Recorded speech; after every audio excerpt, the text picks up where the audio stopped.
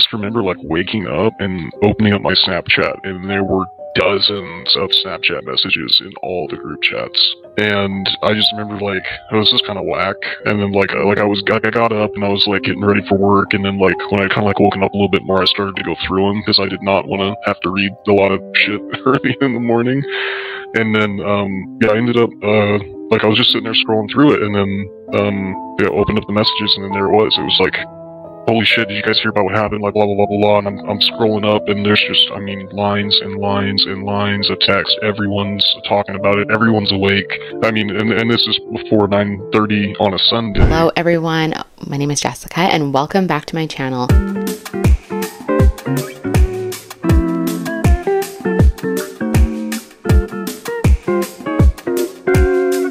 I do have to start off by saying I am late to the game when it comes to this case, so please know that. And no, I'm not an expert. I'm just a mom of 2 young kids, stay-at-home mom who's just doing commentary on a topic.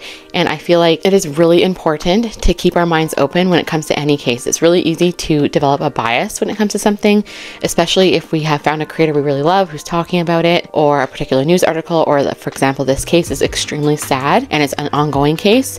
So I just want people to remember that. Just take what I say with a grain of salt. I'm just commentating on something, and form your own opinion. So let's just hop into today's video. On Sunday, November 13th, 2022, at approximately 3 a.m., 4 University of Idaho students were murdered. In the small town of Moscow, Idaho, the violent murders of 4 college students have the tight-knit University of Idaho community on edge. The close friends were found dead in a home near campus on Sunday, seen together in this picture posted just hours before their deaths. Plenty of questions and very few answers after 4 students at the University of Idaho were found murdered in their off-campus house. As investigators search for a suspect and the murder weapon in the vicious killings of 4 college students in Moscow, Idaho, those who knew and loved them are struggling with a sudden loss. Murder mystery in Idaho. 4 University of Idaho students were found dead in their off-campus apartment.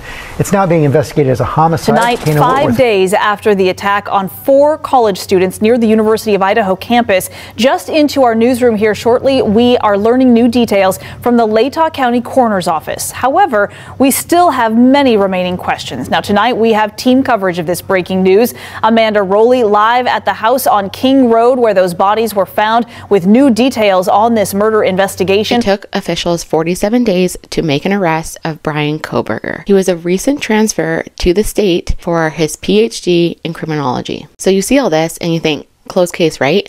But in my unprofessional opinion, I think that might not be the case. So there were a couple of things that have happened with this case that made me interested. Unfortunately, I became interested in this case a week too late. A video came across my TikTok For You page. Just remember what I'm about to say, my thoughts, my opinion about what I'm about to give, you all asked for it.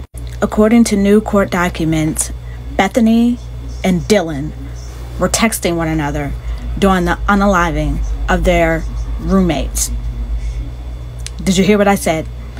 Dylan and Bethany were texting one another during the unaliving of their roommates. So to the many of you who kept saying that, who kept asking me, have you ever been drunk before? You know that people, like, you know how people act when they're drunk, how knocked out they are? They were not asleep. They were not asleep. We now know they were not asleep. They were communicating with one another. So Dylan knows how to use her phone. We know this. So why did it take 8 hours for someone to call 911? Why? And it's not even, and everybody's like, oh, she was in shock. She was in shock. So debunk this. Debunk them two texting. Tell me, explain this to me. Give me your thoughts. I'm really interested in those who support them and think they're 100% innocent. I'm really interested in knowing your thoughts and trying to make a defense for them texting one another during the unalivings. I'm quite curious to hear your thoughts. If she could text Bethany that night, then Dylan could have texted 911. Even if she didn't want to call, you can text 911 these days. Like, I feel like that's common knowledge. And I was like, what the heck? I had no idea, because I just knew like the general headlines that went on. When this case first broke, it was actually like a few weeks after I had my second baby, and she was a NICU baby. It was just a really traumatic birth. That doesn't matter. I wasn't obviously caring about anything that was happening in the world other than my own little world. Now, seeing that video come across my For You page, I was like I was saying, I was thinking, what the heck? Because it made me question some things. And so what I mean by I gained interest a week too late is that if you have watched any of my previous videos, I'm the one who put out the dispatch audio of the panic/safe room that people are saying is debunked and blah, blah, blah, blah, but it is real. It doesn't mean the purpose of it, what we assume would be it used for is what it's used for. But I'm the one who went on Broadcastify. It's a website that you can access live dispatch. We all have access to that for free. But if you want the archive, so anything that's not live and currently happening, you have to pay for it. So I paid for that service. I got the dispatch audio. Anything I've personally released is things that I've listened to with my own ears from the website, not from another YouTube channel or other creator out there.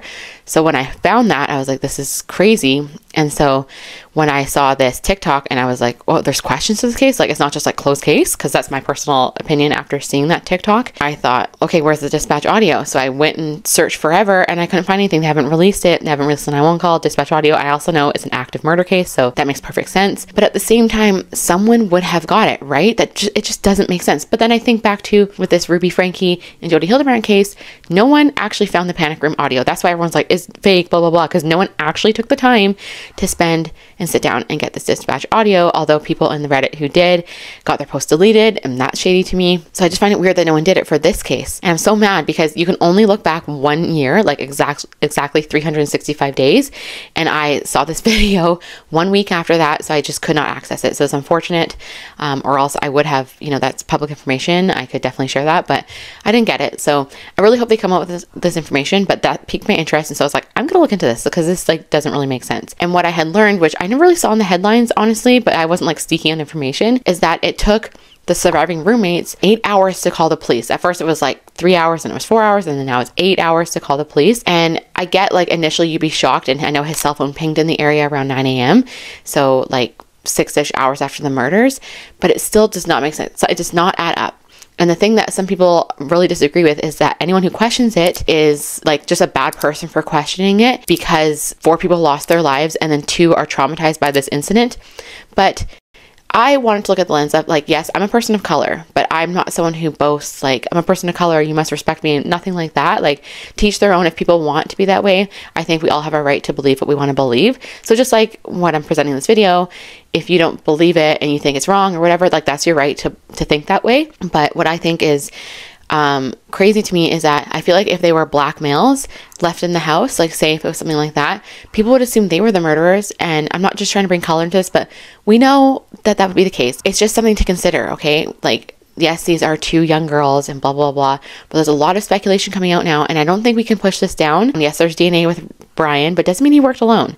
It doesn't make sense, especially with all the things that have come forward. So this is why I'm really interested in it. I'm sorry that I sound passionate about it. I just like when real justice is served, and I think it's only doing the victims a disservice to not look into things to the full extent that they should be looked into. So I'm going to cover a little bit more as we proceed in this video. And another thing that I find really relevant is the fact that they were texting each other. Dylan and Bethany, I think that's the second girl's name, were texting each other during this entire time. According to what Kaylee's father has found, there has been evidence presented to the grand jury that says that these 2 roommates during the course of this murder were texting to one another, and that at one point they even sent a text saying, "Oh my gosh, I think someone's being killed." And if this is accurate, because again, this is what Steve has found at the grand jury, if it's accurate, it raises a really troubling question. They knew that something was happening in the house. So if this is true, that the 2 girls were actually texting one another, listening to the killings go on, how does this change your feelings about the surviving roommates, or does it? If you have the time to text each other, I believe you can text 911, and you could definitely call 911, even if you just put on, and you put your phone down and you kind of try to talk, it's just, there's so many little pieces that just don't make sense to me. Also, in regards to questioning and stuff like that, and I mentioned the Reddit, is anything that has a cult following on Reddit, I don't buy into. That's me, okay? So if you look at the 8-passenger snark Reddit, a lot of times, like I said, they shut down the conversation regarding the safe and panic room, whatever the reasons. I don't care about the reasons. I just think it's bad to shut down conversation because you don't agree with it, or they think it's false. They had a verified source who verified it, which I've proved in my other videos that's wrong. And then there's also a cult following in regards to this case of the Idaho4, and you can't really present anything that's not a mainstream narrative. And I don't think there's anything wrong with mainstream narratives. I think sometimes they can be really great and beneficial, but I also think it's wrong if you can't question things. It's very important that we remain people, in my personal opinion, that question things, because like, I'm really interested in law, and law involves a lot of questioning. So I just know real law does involve questioning. It doesn't involve shoving things down. I also want to say that I'm only covering this for entertainment purposes only. This is not meant to be factual, okay? Like, I mean, yes, it is factual, but like, it doesn't mean it's not black and white here. Like, you form your own thoughts, okay, everyone? So let's keep moving on. Dylan Mortensen, one of the 2 surviving roommates of the Idaho massacre, saw the killer in the house the night of the murders in the middle of the crime. Then Dylan opens her door for a 3rd time, and that is when she sees the killer standing in their living space, wearing all black, with a mask covering his nose and mouth. He walked towards her, where she said she stood frozen in shock. Now, it's not clear at this point if she's standing right in front of him or if she just had her bedroom door open a crack. It's possible that the killer didn't even see or notice her there. But at any rate, he walked towards her, past her, towards this sliding glass door, and police believe he left the crime scene. Now, at this point, Dylan has no idea what the intruder was doing in the house or that they committed any acts of violence, but she was petrified, and she went back in her room and locked herself in. Okay, so what you just saw there is, this is just like what we've heard for the last year, is that the roommate, the surviving roommate, opened the door 3 times, and which is so odd, and that she saw a guy with bushy eyebrows. And so that sounds like Brian. Obviously, it looks like him. It matches the description. But now we have learned, the internet have learned, that description may not have been from Dylan's own thoughts. And if you are someone who watches any police interrogation, I've watched so much, they can convince anybody that they did anything. Honestly, I mean, I don't think I could be convinced that I did something I didn't do, but I wonder how it works. Like, I've been really sleep deprived before. Like, you could hallucinate. Like, I don't know. Like, I'm sure there's little elements of truth when they can do that with somebody. So it doesn't mean she didn't see somebody, but it's almost like they fed her the words. If this person, this is alleged, this doesn't mean this person even knows Dylan. This might not be real, right? But I'm just going to play this next thing for you. She's saying is, like, when she went through the run through of the night, she was told things, and like she kind of like, well, maybe that's true. She was drunk and she had smoked weed, and I think she did a little bit of Molly, so she was definitely under the influence. She said that, like, that morning she still had the residuals, but when they had talked to her and they kind of were giving her this, like, kind of thing of, like, you know, we know that you've seen this person, or there's this, and, like, she kind of honestly just, like, under pressure went along with her story. Not necessarily, like, was like, oh yeah, that's 100% true, but like, even when she would say, no, I didn't see, they'd say, like, oh, but did you see a figure? And she said, well, I did see a figure. And they'd say, so like, they gave her a scripted statement and she went along with it. Okay, yeah, they just kept antagonizing her. Yeah, like the whole thing about seeing somebody with bushy eyebrows and all black. She said that's never anything that she ever volunteered. So amongst all the stories, all the evidence come forth, the question still remains, why wasn't 911 called for 8 hours? You can feel scared, whatever. Why weren't they called? What occurred? You know, listen, this next person here is a frat guy who knows Dylan, who knew the victims, and it's really important that these people are heard. So just form your own thoughts, but listen here what this guy has to say. Yeah, so I woke up and I was super groggy from the night before too, because I still drank and smoked a little bit, not gonna lie. But still a Saturday, you know. But so I don't remember like exactly when I woke up. I just remember like waking up and opening up my Snapchat, and there were dozens of Snapchat messages in all the group chats. And I just remember, like, it was just kind of whack. And then, I got up and I was, like, getting ready for work. And then, like, when I kind of, like, woken up a little bit more, I started to go through them because I did not want to have to read a lot of shit early in the morning.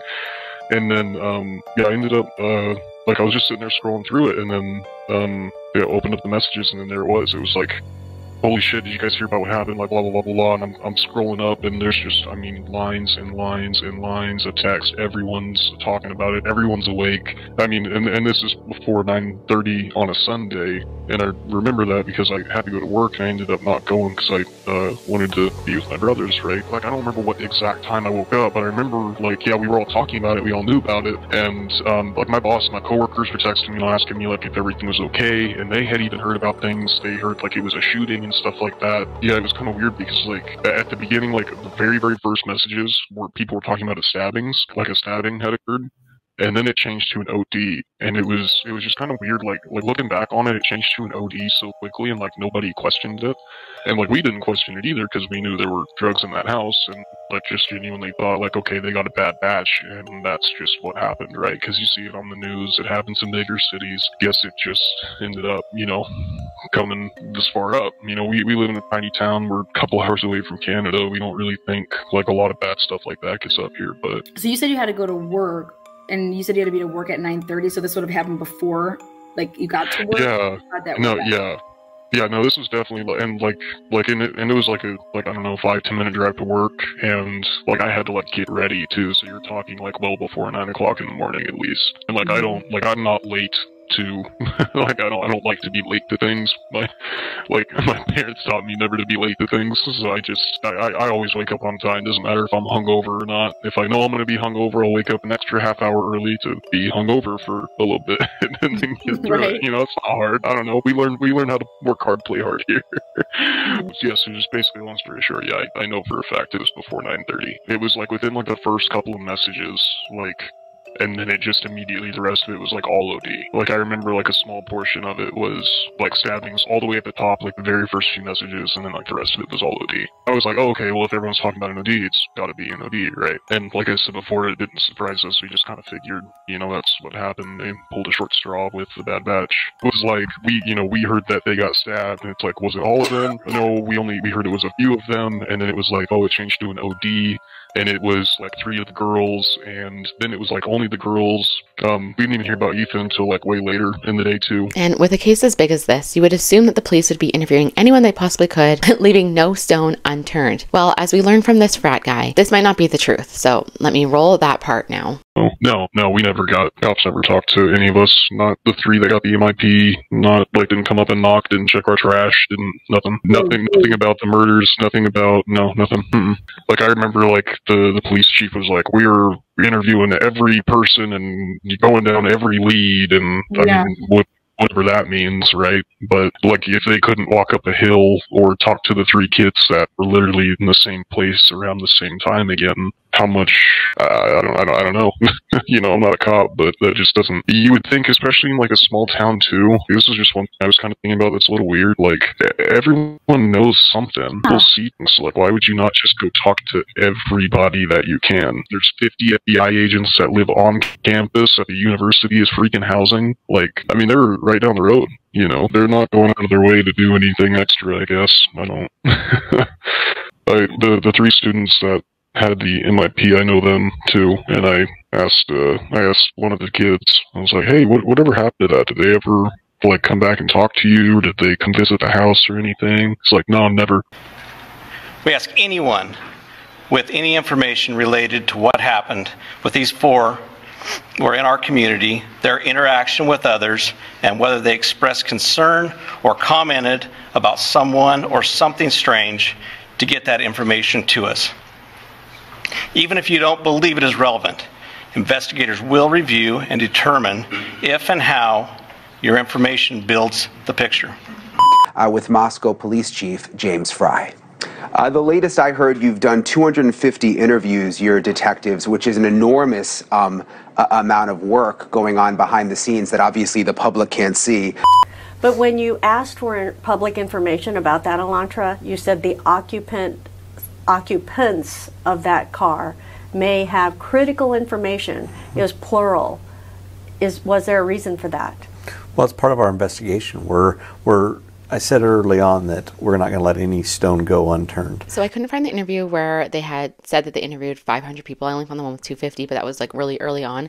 So I don't doubt what the frat guy said in terms of about the 500 thing. You know, he said that we don't have 500 DoorDashes or Grubhubs or whatever it was. From his recollection of what his friends have experienced as well, it looks as if the police didn't interview everyone they possibly could, which is really unfortunate if this is in fact true. But what I find interesting is in this thing I'm going to roll next is that the news anchor on News Nation, he says to the police chief in Idaho, if it was a student, like something about it being a student. I think that was to try to take away from public safety issues, because what it seems like from all this coming out is that there possibly could be another student involvement, not just Brian Koberger. It seemed like they were trying to just like pull the scent away from that. Maybe that had to do as well with they didn't want Brian from seeing like the news stories, because obviously we know that criminals watch information about their crime that they committed because they like get pleasure from that they didn't want like the scent to be on that they knew it was a student, you know, but that's just like my assumption. Altogether.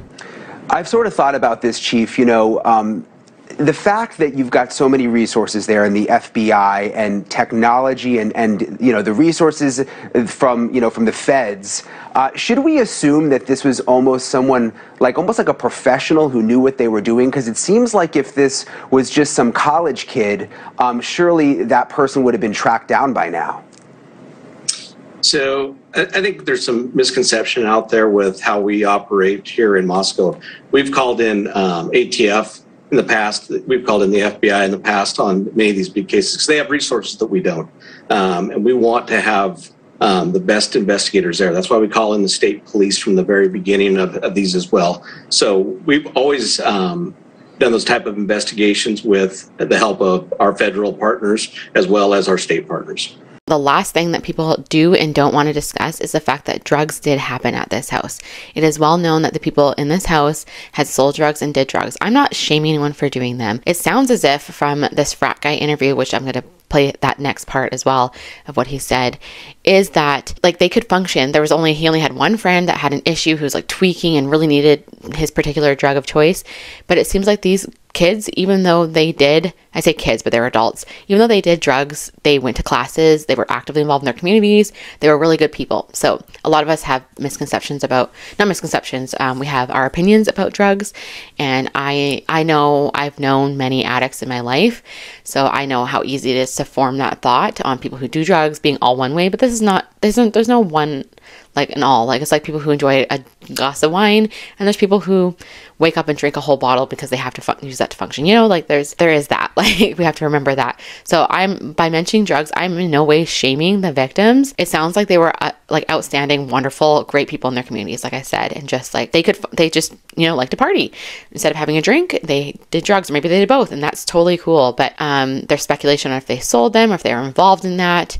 And so I don't have an opinion on that, honestly. I think if they did it, they did it. If they didn't, they didn't. But if potentially this was targeted, because, sorry to go off on something that wasn't in my script, this is something that I think is really important, is there's been a lot of talk on if it being targeted. And the thing I didn't know is that Kaylee, she was only there for a night. So to me, it sounds extremely targeted for her.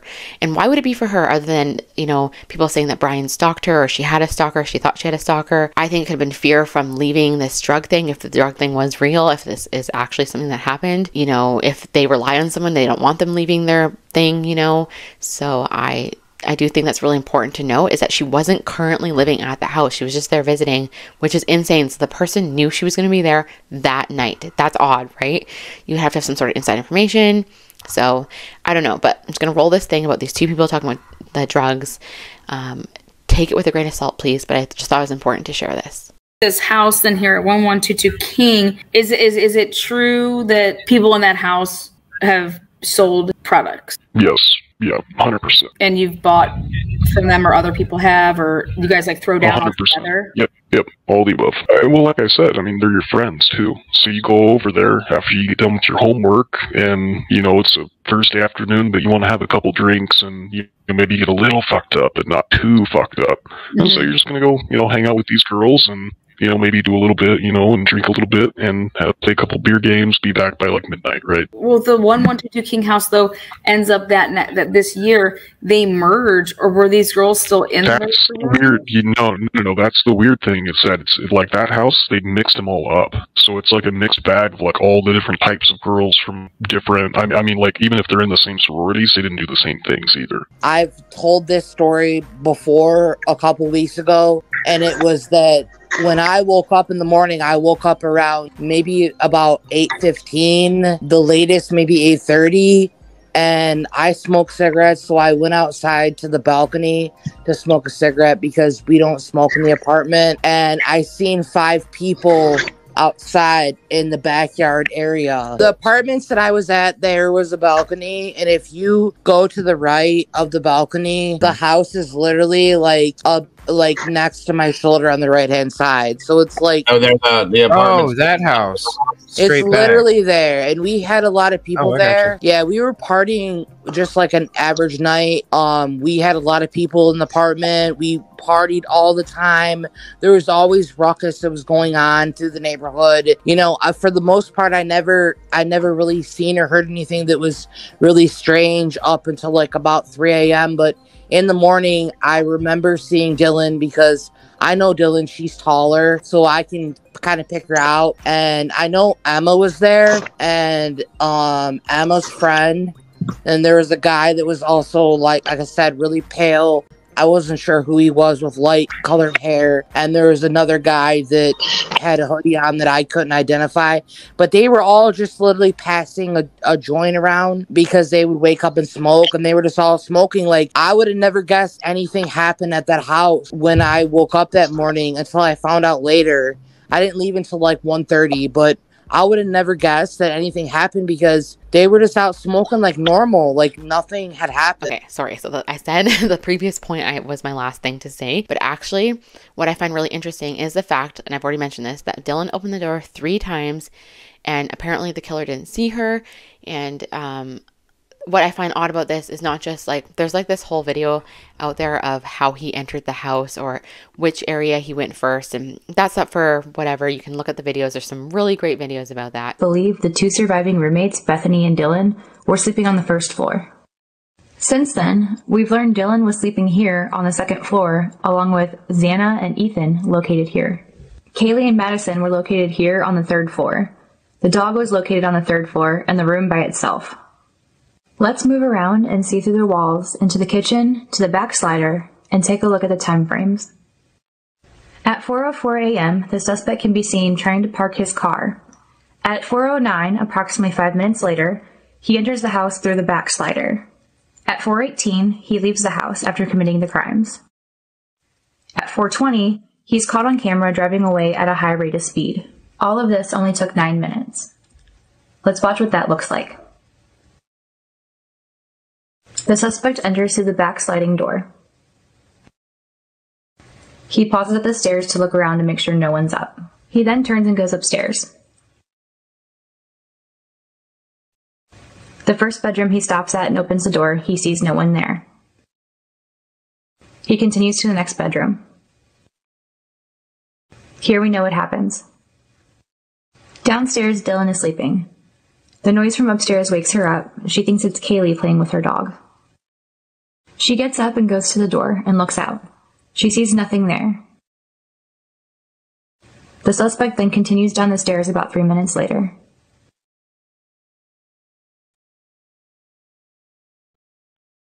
He then heads to Xana's room.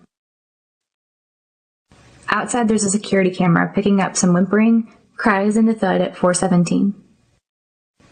We've learned that Xana was found on the floor, which might explain the thud.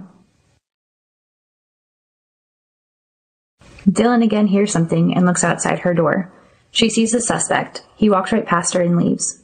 What I saw is there's an interview of someone who's lived in that house before, because what I learned from the frat guy interview is these houses interchange. Sometimes they're a sorority house, sometimes they're a frat house. It just depends who gets it that year. That the house is really loud. So I feel like the killer would have heard her walking around in her room. Now to new details on the murder of 4 students at the University of Idaho. The campus is shutting down for the holidays with the killer still on the loose. And we're getting a new look at the so-called party house where the victims lived, and hearing from one student who once lived there. A former student who graduated in 2022 and lived at the same house during his junior year talks about his experience there. It's definitely an old creaky house.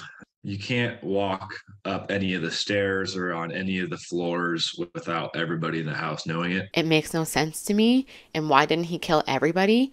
I'm not saying that Brian didn't do it, because I very much believe that he did do it, but I don't think he did it alone. Also, why that 8 hours? So as you would have heard with those Snapchat messages and everything like that, it doesn't make sense. Were they cleaning up? Like, it doesn't make sense that the town knew, that people knew. She had friends over, whether they're just smoking a joint outside, who knows, if they were cleaning up, whatever is happening. It doesn't make sense. It's just like, This is so crazy. I'm gonna be so interested what happens even with like the Jodi Hildebrandt and Ruby Franke case, because it's been covered from the very beginning and a lot of us are doing like deeper dives into these people. I just think there's nothing wrong with questioning. So I know people are not gonna like this video. They're not gonna like I'm talking about this, but I just think it's really important to get factual information out there, not emotional based. And I know there's gonna be emotion because people lost their lives and it's extremely sad. I can't imagine if I was the person who was passed and people were making videos about me, you know. I just think it's really important to not have these thoughts in our brain to be like, yes, we found the guy and, you know, nothing else. There's no other possibilities that could possibly, no way with those people. It's like they weren't actually super close friends with them, you know?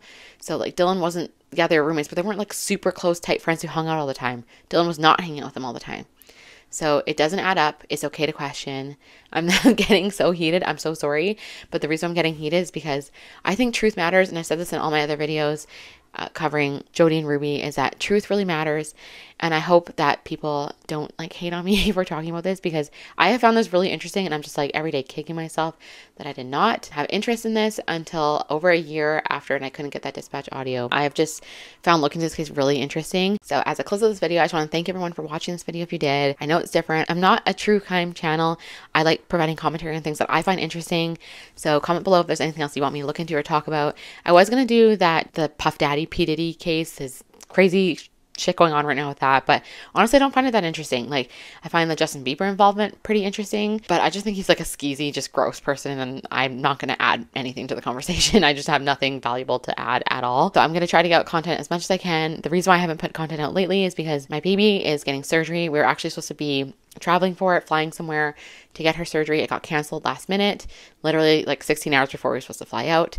This is the biggest surgery of her life. She's already had 2. And so that's been my focus, is getting ready for that. So we were supposed to be there right now, but I'm able to film a video because we're home and my husband's home right now. I know I sound like an excuse maker, but if you have a child and just imagine them getting surgery and they're going to be like intubated in the ICU, that's scary. So, you know, this is like a hobby for me right now and I really enjoy it. And it's a good outlet for me as a mom to do something that's not mom-like. But I just need to, my children come first right now, but this is great. And I really appreciate all of you guys being here. Thank you so much for all the new subscribers.